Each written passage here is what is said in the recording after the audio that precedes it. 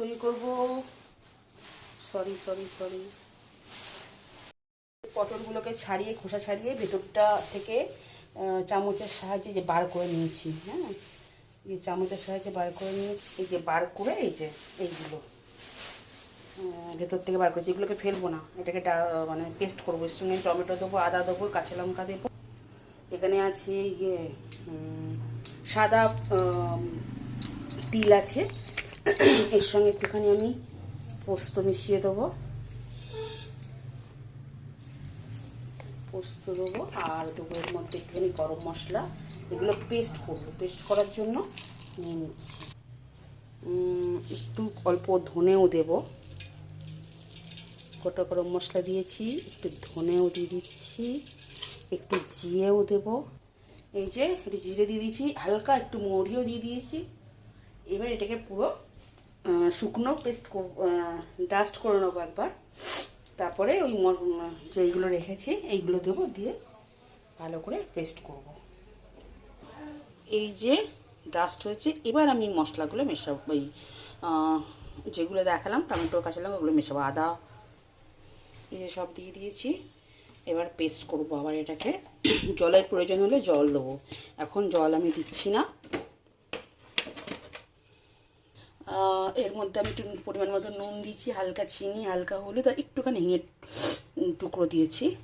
জল লাগেনি, জল ছেড়ে এটা সুন্দর পেস্ট হয়েছে। আর একবার চালিয়ে নেবো, পরে আর নুন দিতে লাগবে না। এটা এখন ভাজবো তেল দিয়ে, মশলাটা তৈরি করব। এইটা তৈরি করে এটাকে পটলের পুরের মধ্যে, এর মধ্যে একটুখানি আমি খোয়া ক্ষীরও দিয়ে দেবো। এই যে সব মিক্স করা হয়ে গেছে। এবার কড়াই সর্ষের তেল দিয়ে এটাকে আমি একটু নাড়াচাড়া করে নেবো, ভালো করে শুকিয়ে নেবো। শুকিয়ে নেওয়ার পর আবার দেখাচ্ছি রেসিপিটা করবো, সেটা একটু দেখাচ্ছি। তেলটা দিয়ে দিয়েছি, একটু হলুদ দিয়ে দেবো যাতে তেলটা না ছেটায়। এবার একটু গোটা জিরে দেবো ফোড়নের জন্য।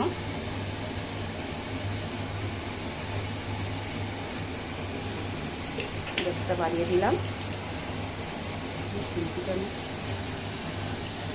এবার এর মধ্যে মশলাগুলো ঢেলে দেবো, যেটা আমি ওই পেস্ট করে রেখেছিলাম, পেস্টটা ঢেলে দেবো। যে হলুদটা দিলাম বলে না, সেটা লড়ে বেশি দূর, মানে পুরো গ্যাসটাই শুকিয়ে যেত একদম। এই যে এটা তৈরি করছি, এইটা ভালো করে শুকনো শুকনো করে ভেজে নেব। ঠান্ডা করে এই যে পটলগুলো ছোটো করেছি না, এর মধ্যে ঢুকিয়ে দেবো। ঢুকিয়ে দিয়ে ময়দা মেখে এইখানটা আটকে দেবো। আটকে দিয়ে তারপরে ওগুলোকে ফ্রাই করতে হবে, পটলগুলোকে। সেটা যখন করবো আবার দেখাবো। এটা আমি ফ্রাই করে নিই এখন। এই যে এবার এটা তৈরি হয়ে গেছে, এই যে সাইড দিয়ে তেল বেরিয়ে এসছে, মানে এটা এবার তৈরি হয়ে গেছে। এটা যদি কোনো কারণে আমার একটু জল মতন হয়ে গেছিলো, একটু বেশি পাতলা হয়ে গেছিলো, আমি এর মধ্যে ওই বেকারির যে টোস্ট বিস্কুট হয় ওই গুঁড়ো দিয়ে দিয়েছি। আপনারা যদি হয় সেরকম কিছু প্রবলেম তাহলে দিতে পারেন, অনেক সময় চালের গুঁড়ো দিলেও হয়, চালের গুঁড়ো, ময়দা।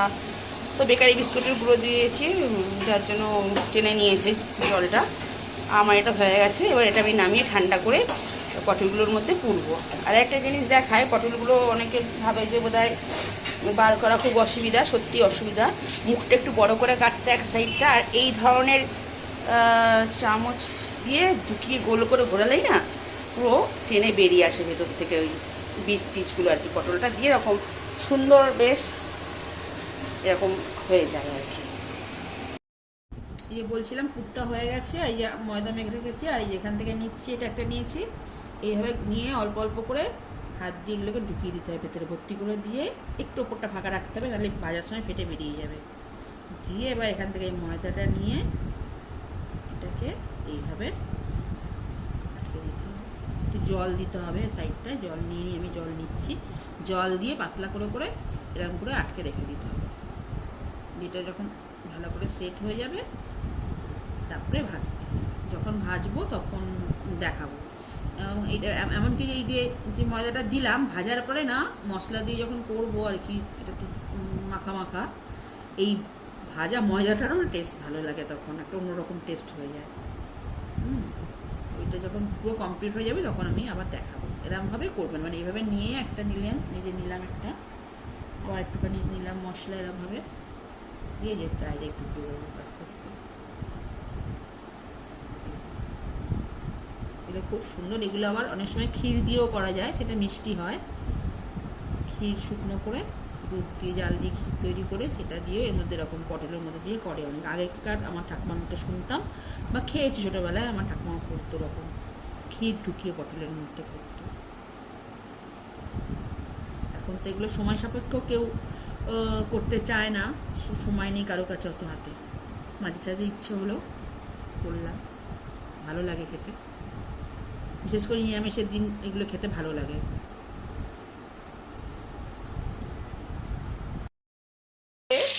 ওগুলো তৈরি করে রেখেছিলাম, এগুলো এখন ভাজছি তেল দিয়ে, আর কিছুটা আছে এখনও, এটা ভাজা হলে ভাজবো। আর এই যে কালকে যে মশলাটা পুষতে হিসাবে দিয়েছিলাম সেটা বেঁচে গেছিলো, এটাকেই এবার আমি পাতলা করে মানে এটা ভেজে মানে ওটাকে মশলাটা করবো যখন ভেজে এইগুলো ওর মধ্যে দিয়ে দেবো। একটু সাবধানে নাড়তাম, নাহলে খুলে যেতে পারে, খুলে তো যাবেই দিয়ে একটা। ভাজতে হয় ভালো করে মিডিয়াম আছে। এই যে এই একটা খুলে গেল, হ্যাঁ একটু কমিয়ে দিই। আচ্ছা ভাজা হয়ে যাক, তারপরে আমি দেখাচ্ছি ঝোলটা কীভাবে, ঝোল তো হয় মাখামাখি কীভাবে করবো। যে তেলটা বেঁচে গেছিলো তার মধ্যে বাকি মশলাটা, পুরে যে মশলাটা ছিল সেটা দিলাম, তার মধ্যে একটু নুন অল্প, একটু হলুদ আর একটু চিনি দিলাম হালকা, নিরামিষ তো একটু হালকা হালকা মিষ্টি একদমই হালকা দিয়েছে, না দিলেও পারবেন, যে আর ইচ্ছা হবে না দেবে না। একটু ভাজা ভাজা করে নিয়ে যে বাটিটার মধ্যে মশলাটা রেখেছিলাম সেটা একটু জল দিয়ে রেখেছি, সেই জলটা দিয়ে দেবো। চিনিটা একটু চালিয়ে দিই।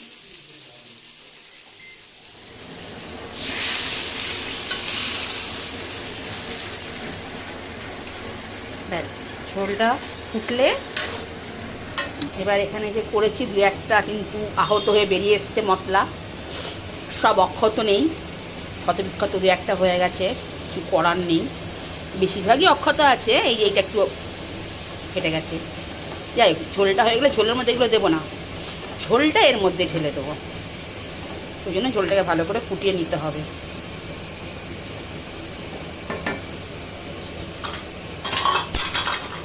এই যে কমপ্লিট হয়ে গেছে, একটু ঝোল হয়ে গেছে, একটু হালকা টেনে নেবে এটা, এটা আরও ঝোল কম হলে ভালো হতো, একটু মাখা মাখা হলে।